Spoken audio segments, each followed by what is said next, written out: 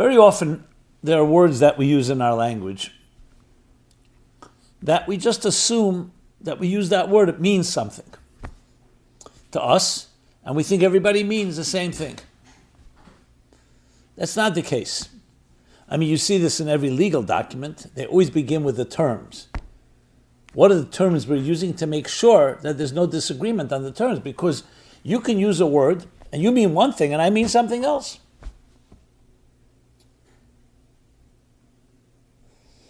One of my favorite terms in context of God, the very word God, what does that mean? So one of the great mystics said, put it this way, he told a self-proclaimed atheist, he said, the God you don't believe in, I don't believe in either. So first we have to define a word before we agree or disagree about it. So the word intelligence, what does it mean? We talk about it with admiration, an intelligent person, an intelligent idea. We talk today about AI, artificial intelligence. What does it mean? Is it a smart person? And when you say smart, what does smart mean? Does that mean a brilliant mind? A deep mind? Someone that can explain things well? Someone that can understand and grasps things well and quickly? Some people grasp things in time and they can understand it very well, but you have to give them time. Is it intellectual IQ? What we call IQ is the acronym for intellectual quotient. You can be very intellectually brilliant, but lacking emotional intelligence, EQ. There are book smart people, but they're lacking common sense, street smart. So you see, there are so many options. So I understand in the common language and our common slang and our common conversations, we say intelligent, we pretty much agree that overall an intelligent person, or that was an intelligent idea. But to really appreciate it, we really need to break it down into understanding it in simple English without using that word even.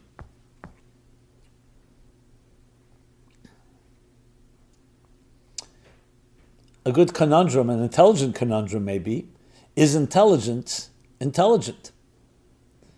Is logic logical?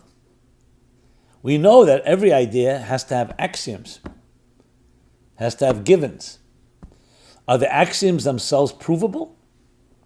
Well, the famous mathematician Gödel showed that even though mathematics was considered the absolute science, everything provable, that no, some assumptions and givens are not, you can't prove. That doesn't mean they're irrational, but they're not always rational in the sense that you came to it through a rational proof or rational empirical evidence and so on. So that just makes the plot thicken. So what I'm going to share may surprise you because it takes into account a much more holistic approach to the concept of intelligence. So, to talk about it purely biologically, anatomically, we know there's a brain inside your head, inside your skull, and that brain has the capacity to analyze, to process, to evaluate, to intuit, and to logically try to understand things. It's a complex brain, many trillions of neurons at work. It combines both information and experience, and many of our other things that we gather through life, including our emotions, to try to make healthy decisions. But the mind is a complex entity. Besides the fact that we have our biases and our prejudices, even were it to be a situation where you can look at an almost clear objective reality, there are many factors. Two people may see an objective reality differently, based on their experiences, not necessarily based on bias, but just based on their own perspective on things. That's why you have different theories. But what exactly is intelligence? And we always contrast it with emotions. Intelligence, healthy intelligence, is reflecting, objectively reflecting on a given situation without preconceived conclusions, without prejudice, without bias. Emotions, on the other hand, we would call more impulsive reactions. I'm attracted to something, I'm repelled by it, I love it, I hate it. Those emotions can either be natural instincts, just like, for example, we're afraid of fire or danger, or they can be a result of an intellectual process, where after research and after due diligence, your mind tells you this seems to be something worth exploring. It could be a date, it could be a business proposal. And then your emotions can get more involved to seeing whether the mind can tell you this is very good, but you can decide it's not for me. It's good on paper. So in a healthy human being, most of us would agree, I say most of us because I don't want to speak for everybody, most of us could agree that the healthy picture of things, unless we're not talking about emergencies or danger, is that you let your mind explore. You let your mind be the detective, do the research work, and come back to you and say, I've read about it, I researched it, I interviewed, I looked at all the pros and cons, and here's what I've come to, here are my results. And then allow the emotions to take over and say, now it's worthwhile entering into some relationship with this entity or individual. And that way you have the mind guiding, offering some type of objective perspective, and the emotions experiencing. A mind without emotions, without a heart, would be a machine. Emotions without a mind can be misguided, directionless, like without a rudder. You need the captain of the ship, the mind, and you need the ship. That's a true full experience. And they speak to each other. Now, of course, you have situations where the emotions can tell the mind all kinds of things, and then the mind, in its subjective bias and self-interest, can come up with all kinds of explanations and justifications for something that is completely emotionally driven by some interest, which is why an objective judge or objective party would have to recuse themselves if they're honest. But part of being subjective, sometimes you're not honest. You try to cover up, and you try to use the mind, and the smarter you are, the more you can cover up and find and cover your tracks, as we say. And that's in the reverse. That's when the emotions are affecting the mind. Then there's the mind affecting the emotions, as we've discussed. But we still haven't discussed what is intelligence. So the truth is we have to really discuss what is life, what is a human being. If we are the selfish gene in Richard Dawkins' terms, pursuing our cardinal rule is the survival of the fittest, to fulfill my need to perpetuate myself, and to do so in the most efficient way. So then you can say intelligence is one of the tools that a human being evolved into that helps them do exactly that, to survive, to exist, to hunt, to negotiate, to maneuver and navigate life. The emotions is where it plays itself out. That really drives the self-interest, my interest. But the mind is a tool, a tremendous tool. And that tool itself can build tools. As we've done, we've built instruments and tools and technologies. And what is it all driven by? Life itself, what life wants. Self-preservation, self-perpetuation. However, if life is defined by, we'll call it transcendence, seeking something greater than yourself, then intelligence takes on a whole different meaning. Intelligence is not to figure out like an animal in the wild where I can find my prey, where can I find a nest to protect my young, how can I perpetuate my life, how can I build my clan or my group or my whatever it's called. But then intelligence is part of the process of transcendence.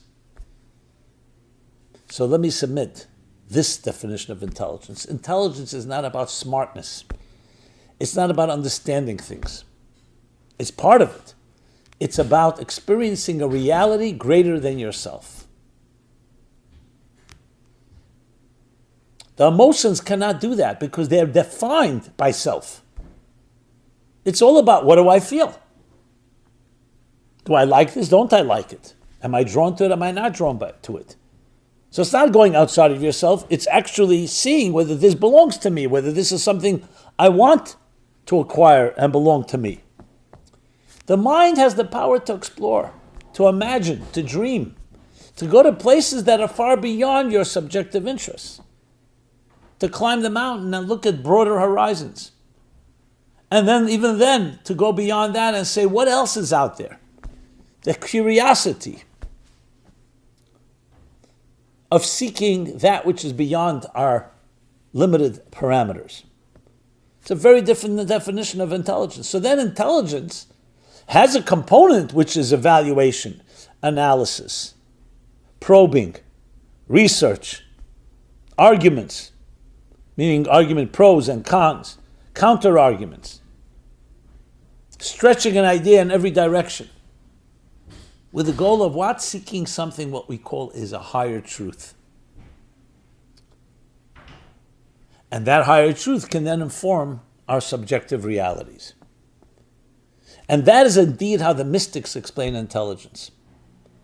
To use Kabbalistic terminology, that there are 10 conscious faculties, broken down into 2 categories, 3 cognitive faculties and 7 emotional ones. Just quickly going through them, which is not really the topic, but for the record, the 3 cognitive conscious ones are called Chachma, Bina, Das, sometimes translated wisdom, understanding, and knowledge. But I think a better translation may be conceiving, comprehending, and concluding, or connecting to the idea. The 7 emotions are love, discipline, empathy, or balance, harmony, endurance or determination, yielding, flexibility, bonding, and finally dignity. Chesed, Gvura, Teferes, Netzach, Chayid, Yesod, Malchus. Conscious faculties. But where does consciousness come from? A while back I had a several multi-part series, How Consciousness is Born. It definitely complements this discussion here. You can find it at our site, meaningfullife.com, How Consciousness is Born. So how consciousness, indeed, how is it born? Where does that chachma, where does that spark of an idea, the conception, that first flash come from? Some call it the collective unconscious, some call it the subconscious. I call it the superconscious. In the Kabbalistic terminology, chachma, revealed conscious wisdom, comes from superconscious wisdom, which is hidden. Think of it like the reservoir. The faucet is allowing a drop of water to enter into your home, to your sink, into your life. But where is that water, that drop coming from? From pipes that connect to arteries, that connect to a water main, which connect to the reservoirs. So here too there is a invisible. It's invisible, meaning it's not just not visible to the eye. We're not conscious of it. It's beyond conscious. But it's nevertheless there. So intelligence is actually the channeling of a superconscious higher reality, higher truth, into our conscious reality. That would be the more, if I can call it scientific definition. We'll call it the mystical scientific definition.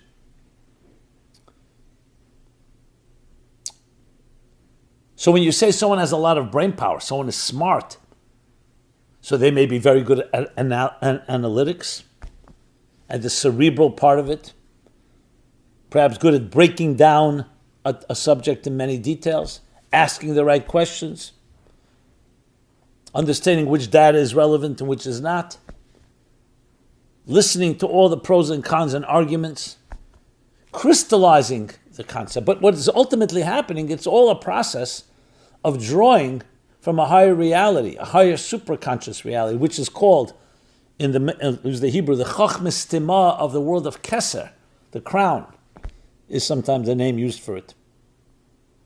Within that, the chochmas tima, the superconscious intelligence, and that too has levels. There's superconscious, superconscious. That I discussed in that previous series I mentioned. All leading into the conscious. So it's about experiencing a higher reality. And therefore, objectivity is not just important not to make mistakes or not to forge and distort intentionally or not intentionally the conclusions to serve your interest. It's much deeper than that. It's to actually experience a true higher reality. In other words, it's not that I understand it, it's that the idea is being channeled inside of me. That higher truth is not me understanding it, it's me absorbing it. So the me is moved aside. This is about a higher reality manifesting within yourself. And that's why I would say this is just a distortion based on, I guess, societal interests, where we overrate the mind and think, oh, if somebody is an excellent chess player, that means they're the smartest person on earth. Or a genius in another area. They're a genius in their area that they are strong in, but they could be lacking so much about experiencing something higher than themselves. That's why EQ is just as important, if not more important, than IQ. Because you can be smart on paper, but that's smart with another person. You could say all the right things, but offend everyone around you. A relationship with another person is not just saying unfiltered truths, it's knowing how to say it. We're not talking about distorting or lying or deceiving, but how to say it in a sensitive way. Is empathy not a form of intelligence? So you see a far more holistic and broader picture, all based on the fact we're not separating and breaking down the anatomy of the brain versus the heart, the mind versus emotions. It's all part of an experience of something greater, and the mind can take you there because of its natural objective nature, where it's detached initially from any foregone conclusions, that it can explore independently. It's like taking an independent auditor and check it out. Come back to me with results. I don't want you to have any interest involved. I don't want you to have any vested interest. That's how you experience a higher reality. If not, it'll always be an experience of yourself, just an extension of yourself and your interests. So then the mind becomes an instrument, a tool of transcendence. And a tremendous tool. Because emotions can experience transcendence, but they cannot do the exploration because they, by definition, have a vested interest. That's an emotion. That's what an emotion is about.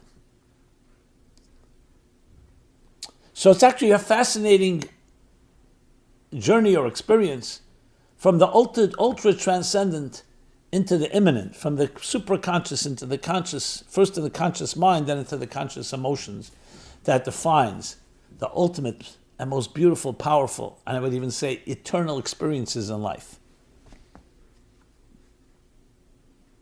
So loving another, is a combination of all of that, a healthy love for another, not a crush, not an infatuation, not an instant gratification, momentary rush. A sustainable, long-term love is very transcendent. You're going outside of yourself and loving another person. But how do you know whom to love?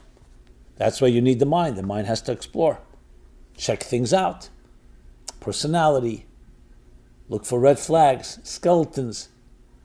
I'm not talking about how deep one should go and how far, because you can also destroy anything if you pick it apart. Nobody is perfect. We're not looking about perfection. We're talking about, do you have a trustworthy partner? Do you have someone that you can relate to? This is far more than just pure raw emotions. It's also far more than just pure intelligence. It's a combination. So the ultimate goal is the transcendence, getting something, experiencing a reality higher than ourselves. The tools go through the conscious cognitive and the conscious emotions as they speak to each other. So when you think of it that way, it's a whole different take on the human being, why we're here, what our purpose is, and what we should be using our minds for.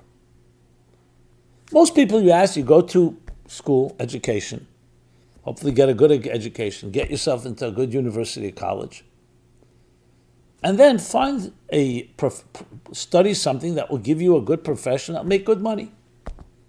Medicine, law, accounting, science, computer science, just throwing out some random. There's no bias in any of those that I just mentioned. So what is the driving force of it all? Ultimately, it's really security. Building a secure income, being able to build, expand, and do what you want to do in your life, whatever it may be. Hopefully including building a family. The intelligent part of it is I need to study. I can't be a doctor without studying medicine. I can't be an attorney without studying law. Same thing with technology and all the other schools of thought. So intelligence there is about mastering a particular field, whether it's in the physical sciences, in the political sciences, or in the social sciences. Now, does it include, of course, the pleasure of intellectualism, the pleasure of understanding something? Absolutely. Solving a problem, especially a problem others haven't solved. Understanding something thoroughly. Being able to help people in that process. But you see, none of this is driven initially by purely transcendence of a higher experience beyond yourself. Push comes to shove, some people will say that's the case. That's really what it's about. But that's where I would begin. It's all about experiencing something greater than yourself, which includes serving and helping other people. It could be through medicine or through a law, through other means. And then intelligence is a tool of that. It's not just understanding the field that you're learning. But we're not dismissing here understanding, comprehending. We're not dismissing the conscious capacity of conceiving, developing, and coming to proper conclusions of a particular idea. Just as we're not negating the importance of the emotional dimension. It's just putting it into a bigger context, that we're seeking something greater than ourselves, and we want to make that part of our lives. The mystics put it to integrate transcendence with immanence, and ultimately to integrate a third dimension that's beyond transcendent and immanent, and therefore you can create a seamless fusion of both. Purpose of life. And it all comes together. That, therefore, you also don't have that concept, that very concept in the academic world of compartmentalization. Some say it's an urban legend, but they say in the name of Bertrand Russell, the philosopher. He once behaved unethically with one of his students. So the Board of Ethics called him in and summoned him and said to him, Professor Russell, you're a professor of ethics. How could you behave so unethically? And he said, I also teach mathematics and I'm not a triangle.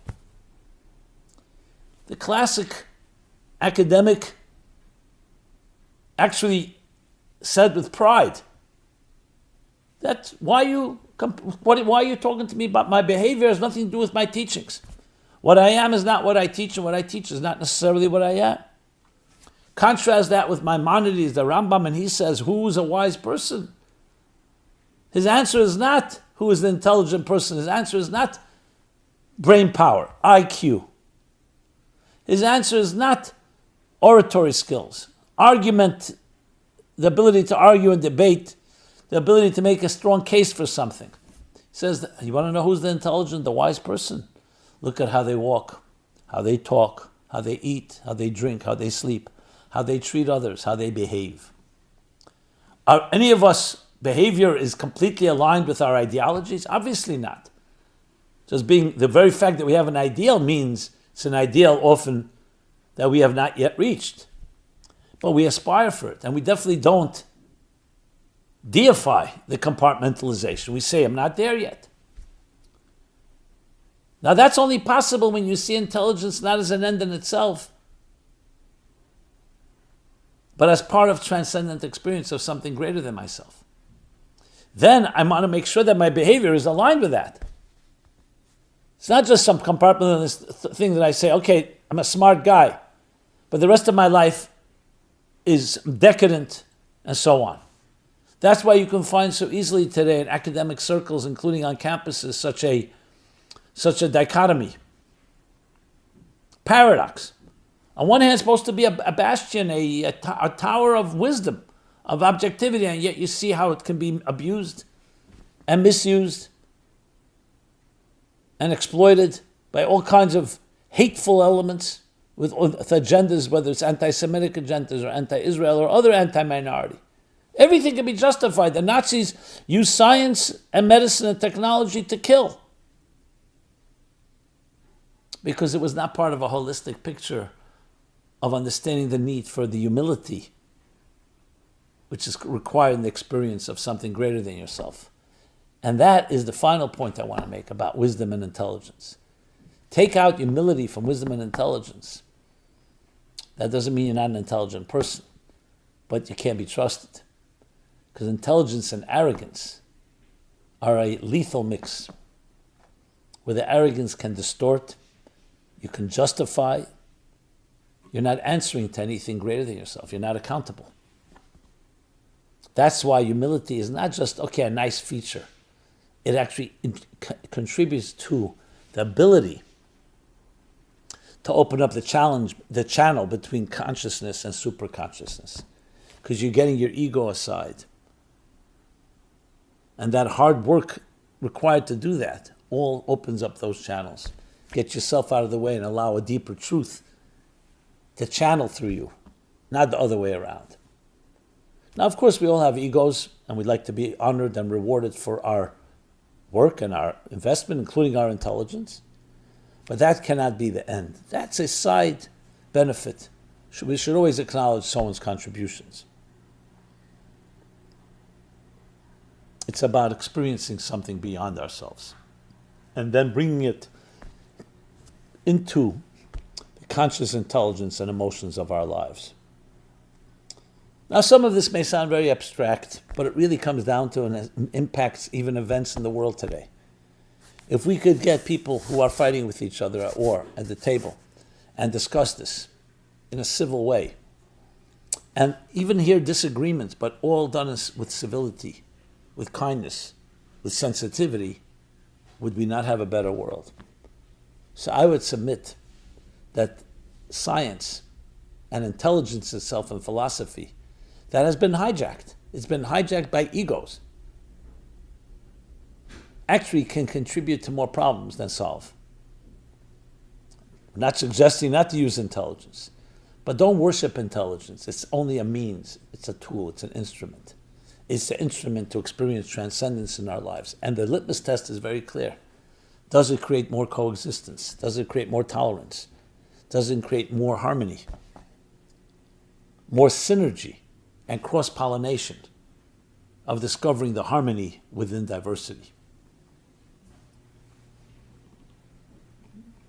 Absolutely is my response.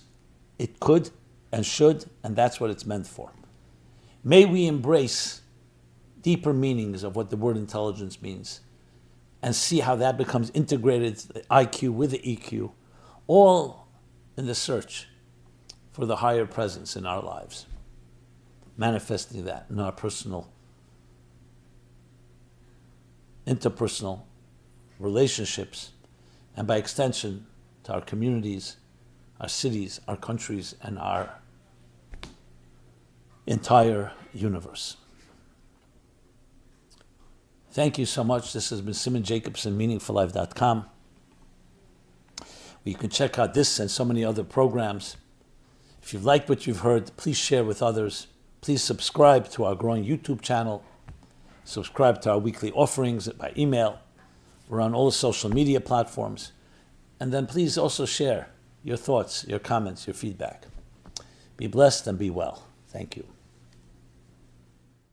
This program is brought to you by the Meaningful Life Center.